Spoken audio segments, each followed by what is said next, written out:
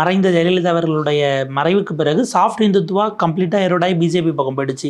ஏடிஎம்கே இருந்த soft Hindutva oats இப்போ BJP கூட சேர்ந்ததுனால மைனாரிட்டி ஓட்ஸும் எரோட் ஆயிடுச்சு அப்படின்னும் பொழுது கோர் ஓட் பேங்க்லேயே ஒரு டென்ட்டோட இப்போ அவங்க இருக்காங்கன்றதை நம்ம புரிஞ்சுக்கணும். பட் ஸ்டில் டிஎம்கே பிடிக்காதவங்களுக்கு சாய்ஸா ஏடிஎம்கே தான் இருக்கு. ஏன்னா பொட்டன்ஷியலாக யார் ரிப்ளேஸ் பண்ணுவாங்க? ஆமாம், பொட்டன்ஷியலாக யாரும் ரிப்ளேஸ் பண்ணாதப்ப நெகட்டிவ் பாலிடிக்ஸ் தான் தமிழ்நாடு ஓடி இருக்கு.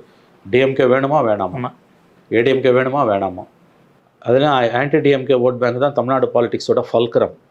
நவ் அது இவங்க ஓப்பனாக பிஜேபி லைன் எடுத்தால் பெரிய ஆளெல்லாம் அவங்கள பாதிக்கும்னு எனக்கு தோணலை. ஏன்னு கேட்டால் already they are on a weaker wicket.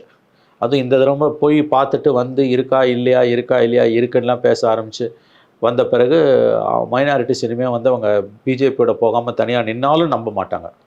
அப்போ வெளிப்படையாக ஒரு ஸ்டாண்ட் எடுத்துடுறது தான் பெட்டர் தான் அவங்க பார்ப்பாங்க. அட்லீஸ்ட் பிஜேபியோட போனால் இந்த சாஃப்ட் இந்துத்துவா ஓட்ஸ் அது வரலாம். அந்த 5 to 6%. இப்போ 20% இருக்க ஓட் பேங்க் 25-20% மாறும்.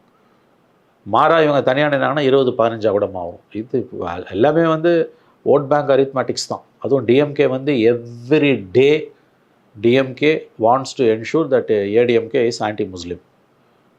இப்போ இன்றைக்கி அசம்பிளியில் கொடி பிடிச்சிட்டு இப்போ வக்ஃப் சட்டத்துக்கு எதிராக நிற்கிறாங்க.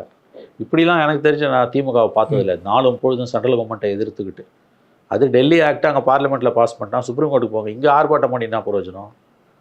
ஸோ இது டிஎம்கே வந்து அதை ஏன் பண்ணுதுன்னா ஏடிஎம்கேவை செக்மேட் பண்ணுறதுக்கு பண்ணுறாங்க.